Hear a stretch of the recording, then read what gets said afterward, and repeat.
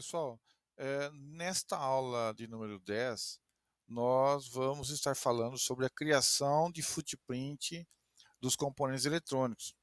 O footprint é o nome que se dá ao modelo, né, de cada componente, não é um símbolo, mas sim um template de como é que o componente vai ser soldado na placa, né?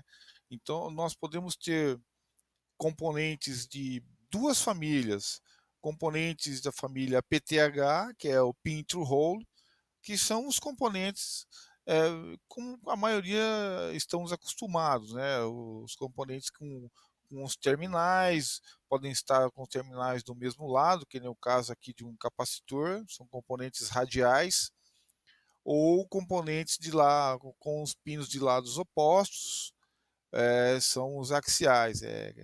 Um exemplo é resistor, né, diodos. Aqui nós temos as flechinhas vermelhas, são exemplos de componente PTH, ou seja, os componentes possuem pinos para conexão e esses pinos, para você montar ele numa placa, os pinos atravessam a placa, né? Por isso tem que ter a furação para o pino atravessar a placa e dessa forma aqui, ó, o pino atravessa a placa e aí esse é o componente PTH. Nós podemos ter também componentes SMD, que é o Surface Mounting Device. São componentes montados na superfície, são onde tem essas flechinhas azuis aqui, ok?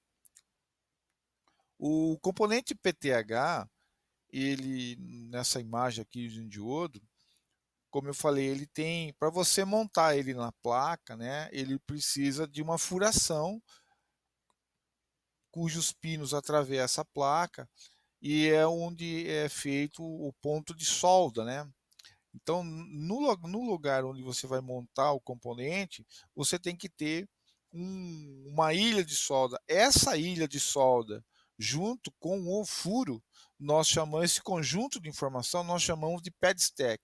Então, pad stack é a ilha de solda que contém a informação do furo, da ilha, da máscara de solda, é, da abertura para o extension quando necessário. Então, as informações completas, né, de uma ilha de solda nós chamamos de pad stack. E ela é subdividida em vários layers. Nós vamos ver isso nas próximas aulas. Então, um componente PTH, ele pode ser soldado na placa, como está esse resistor aqui, de um lado só, é uma placa de uma única face, né? Então a solda é do lado bottom, como mostra aqui, nessa face simples aqui, né, como mostra essa imagem. Isso aqui é uma imagem que é, mostra como que deveria ficar a solda, né? E ou então a sua placa pode ser dupla face. Então o cone, a junção de solda ficaria como mostra aqui nessa figura, uma solda para o lado de baixo no bottom, a solda no meio entre o furo, né, no furo metalizado e até chegando uma parte superior. Então essa imagem aqui ilustra bem o que eu falei. E aqui abaixo tem uma foto de uma junção, de uma solda de um componente numa placa dupla face e aqui à esquerda num componente face simples, que é uma junção. Esse componente PTH, ele pode ser montado numa placa através de uma solda manual, ferro de solda comum, uma solda onda ou um robô de solda, né? Também existe uma tecnologia para você montar esse componente PTH também usando o reflow, mas aí nós chamamos de pin in hole ou intrusive reflow. Aí nesse caso o componente é um PTH, o pino dele vai atravessar a placa também, porém nós vamos usar uma técnica de refusão, mas aí é uma técnica mais aprimorada. é, o componente é um componente especial, senão ele não suporta as temperaturas do forno de refusão. O que nós vamos focar agora é componente PTH, esse tipo de solda, né, um componente com o pino passante, solda onda, ok? Ou robô ou manual. E o componente SMD, ele também tem pinos de solda para conectar ele. Só que o componente SMD, os pinos não atravessam a placa. Os pinos, eles são montados na superfície, como mostra aqui a figura do C8, né? Então eu tenho uma ilha de solda, não preciso ter a furação, porque o pino não é passante, né? E eu tenho aqui o componente então montado no top ou no bottom. O componente SMD, ele também pode ser montado de forma manual, com ferro de solda. Claro que alguns você não vai conseguir montar manual, por exemplo, alguns componentes muito pequenos, né, da família 0201, por exemplo, ou componentes BGAs, que são componentes cujo footprint é uma é uma matriz de solda que fica embaixo do componente, né? Mas você pode sim, alguns é possível montar manualmente com ferro de solda, outros através de solda onda. Também tem limitações, não são todos, são alguns. Por exemplo, os discretos da família 0603 dessa família para cima, ou seja, componentes maiores, né? Os componentes SMDs, os discretos, eles têm famílias que normalmente a gente chama 0402, 0201, 0603, 0805. Então, só que assim, o menorzinho que as indústrias ah, recomendam para se montar por processo de solda onda é o 0603, ok? Por quê? Por causa da dificuldade de se colar esse componente na placa, né? Existe um pingo de solda, de cola, perdão, que vai entre os terminais, aqui entre os terminais do componente, né? Tem que ter um pingo de cola para processo de solda onda. E o componente menor do que o 0603, esse espaçamento é muito justo, então tem esse problema de contaminação do PED, então por isso não é recomendado. O 0603 é o menorzinho. Também podemos montar por processo de solda por refusão, que é o que a maioria prefere, quer e deseja, né? Ou também por solda por robô, ok? Lembrando que quando nós vamos definir o tamanho da ilha de solda para um componente SMD, que vai ser soldado no processo de solda a onda, o tamanho da ilha desse componente ele é diferente, maior do que o tamanho da ilha para processo de refusão.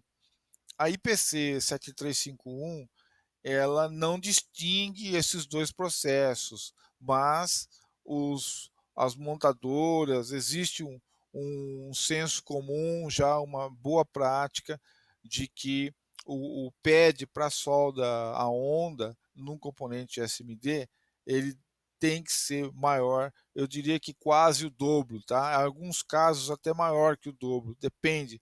Tem os SOT23 para transistores e diodos, que na prática eu já cheguei a fazer o dobro e foi insuficiente, ainda estava dando falha na solda. Mas assim, alguns fabricantes traz para você o tamanho já sugerido, recomendado para aquele componente, caso você é, vá montá-lo para o processo de solda onda, ok? Quando nós estamos criando um componente PTH, o footprint, né, nós precisamos ter um desenho 2D do dimensional do componente, né? Aí não é um símbolo que nem nós usamos aqui no esquemático, né? Não trata-se de um símbolo é, que nós vamos estar usando ele com pinos 1 e 2. No caso, que nem aqui, né? Isso aqui é um símbolo, você pode ter um tamanho maior, menor, não vai ter problema nenhum. Agora, quando nós estamos falando de do componente já questão de footprint, né? Então, para o footprint, nós temos que ter o tamanho exato do componente, esse dimensional do tamanho do corpo dele, que é a serigrafia, né? Então, são dados do manual, a pinagem, esse espaçamento E aqui tem que ser exatamente como pede o datasheet. Essa altura também é importante, diâmetro do furo, tudo isso são informações que você encontra no datasheet do componente. Então, no mínimo, o que se espera de um footprint é o desenho da serigrafia que representa o corpo, né, o tamanho físico do componente, a polaridade, né, aqui faltou, tem a polaridade do componente para ajudar na montagem, o espaçamento dos pinos, o diâmetro do furo, tudo isso é importante, o tamanho da ilha, isso é importante no footprint de um componente PTH. Repare que os componentes ele tem uma numeração, né, nos pinos de solda dele. Essa numeração que você vê aqui é a numeração também obedecida pelo símbolo, não é? No símbolo você tem aqui um circuito integrado, então pino 1, 2, 3, 4, 5. Essa numeração que você tem aqui tem que bater, né? Tem que casar com a informação do seu footprint. É por aqui que quando você vai fazer o empacotamento, o componente, os dois símbolos, né, eles se casam, o símbolo e o físico. Então você tem que ter essa numeração, o nome, o número, tudo isso. Se você esquecer disso na hora de estar criando um footprint, você vai ter problema no empacotamento, então vai ter que corrigir, mas isso é errando e aprendendo, né? Não tem, depende de horas de voo. Aqui são só é uma recomendação que eu faço para você de procurar não errar isso, não é? Num componente SMD, você, da mesma forma, você tem um dimensional físico, os espaçamentos, tamanho de ilha, de onde que você tem essas informações aqui, né? Essas informações, ela vem do datasheet do componente, não é? Vem inclusive esse tamanho L aqui, o tamanho do tamanho do pad, o Bzinho, esse espaçamento D, tudo isso daqui é fornecido pelo fabricante. Veja bem, eu tenho aqui um exemplo de um indutor, né? Então, o indutor ele tem o tamanho físico dele, olha, 4 por 2,5 de altura máximo, né? E ele traz aqui também um tamanho de ilha, olha. Ele sugere um tamanho de ilha, olha, uma ilha recomendada. Então ele diz que você deve ter duas ilhas de solda de 1,5 milímetro de largura por 3,6 de comprimento, espaçados em 1,55. Então essa é a recomendação do fabricante. E é claro que é altamente recomendável, né, que se faça as ilhas e o espaçamento conforme o fabricante sugere, recomenda, ok? O que eu vou te mostrar agora depende muito de cada CAD, né? No caso, o Altio, que é o exemplo aqui, um jeito mais fácil de se criar componente, ele tem um aplicativo que é um wizard, ou seja, já é uma ferramenta própria para você montar, criar um footprint só entrando com valores de dados. Você tem o seu datasheet, né? Então você chama um template do componente que você quer criar o seu footprint e vai entrando com esses dados aqui, ele vai avançando, são várias etapas. Eu acredito que em torno de entre 8 a 10 etapas, dependendo do componente, mas você vai preenchendo o tamanho da ilha, o espaçamento, máscara de solda, altura, dimensionais que você quer, e ele vai pegando essas informações e vai formatando, e no final ele te gera, né, um footprint. Um outro jeito também interessante, muita gente faz assim, é simplesmente você carrega uma biblioteca que já existe, né? Então essa biblioteca ela já tem um footprint, vários footprints lá, que já é default seu, você já trabalhou, já está mais do que sacramentado, né? E você quer criar um outro componente baseado em um que já existe. Por exemplo, aqui tem um conector, ele tem 10 pinos, e eu gostaria muito de criar um de 12 pinos. Então, o espaçamento é o mesmo, o pino, o datasheet já mostra que é o mesmo. Então, eu só preciso acrescentar 2 pinos aqui. Para não fazer tudo novamente, o que eu faço? Eu venho na biblioteca, eu sei que é esse conector aqui, né, que eu estou trabalhando, então eu copio esse componente e faço uma cópia dele mesmo, olha, tá vendo? Isso aqui é uma cópia dele duplicado. Então, que eu faço? Eu chamo ele vamos supor, conector Camilo 2, sei lá, né? Ou 12 pinos, 12 pinos, tá?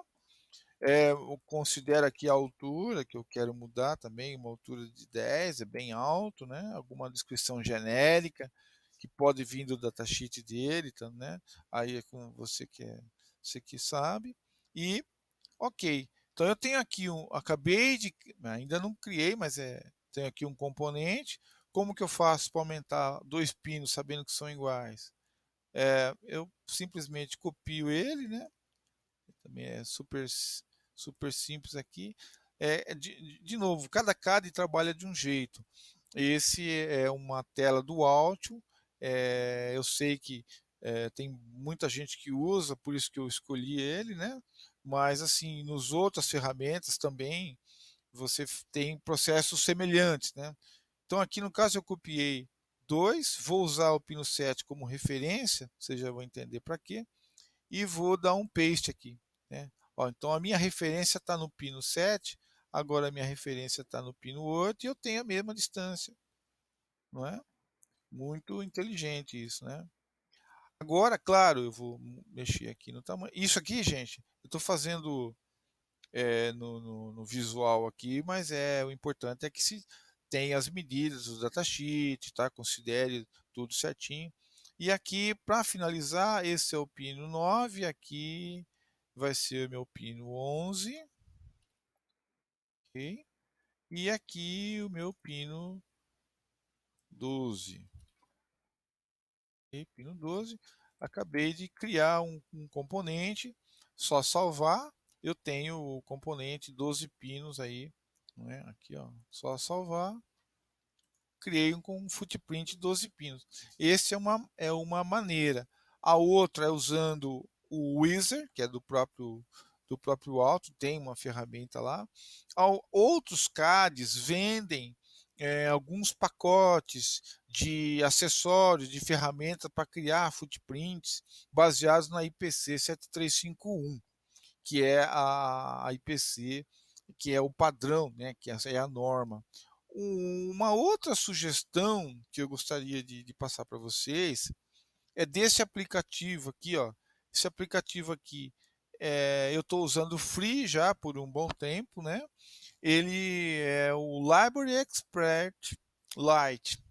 Gente, existem pacotes que você pode comprar um acesso direto a bibliotecas, padrões, com milhares de componentes já todos prontos. Você faz por assinatura, direto da DigiKey, da Mouse, enfim. Aqui é mais só sugestões para vocês, ok? Só para mostrar, por exemplo, ele tem uma série de templates de capacitores. Olha, ele tem de osciladores, tem DPEC, o DPEC é bem um símbolo bem enjoadinho de se criar, ele tem todos os parâmetros, olha. Vamos supor que eu vou querer criar um DPEC aqui, tá? Eu vou sacanear ele, eu vou falar que sim, eu quero um DPEC, né? Ele vai mostrar aqui, ó, de 4 pinos. Eu vou. Mas antes disso, eu queria mostrar para vocês que ele também tem os PTH, olha. Ele tem a- os templates de componente PTH também, que ajuda bastante a gente. Vamos voltar lá no DPEC. Vou dar um OK ao DPEC que eu quero. Eu vou colocar aqui, só para demonstração, vou preencher com a numeração default padrão dele, ó, já está verdinho. Ele já vai criar. Eu vou dar um OK, vou dar só um. Olha o que esse aplicativo faz. Ele gera para todos esses CADs aqui. Então, o nosso caso é o Alton Design. Ele vai gerar. Eu vou dar um nome aqui só para distinguir. Eu vou pôr aqui DPEC Camilo. Okay? Ele já vai gerar um 3D também. Esse diretório é você que determina onde que ele quer criar o step. Ele vai criar um modelo 3D também, ó, junto com o footprint, né? Então, ok, já criou, né? Só que criou e agora, como é que a gente faz para trazer? Vamos supor que eu vou usar essa mesma tela aqui só para vocês verem. Vou deletar aqui. Então eu tenho um componente que eu estou criando aqui, aquele DPEC, né? Vamos supor que aqui seja, posso até renomear aqui, esse vai ser o meu DPEC.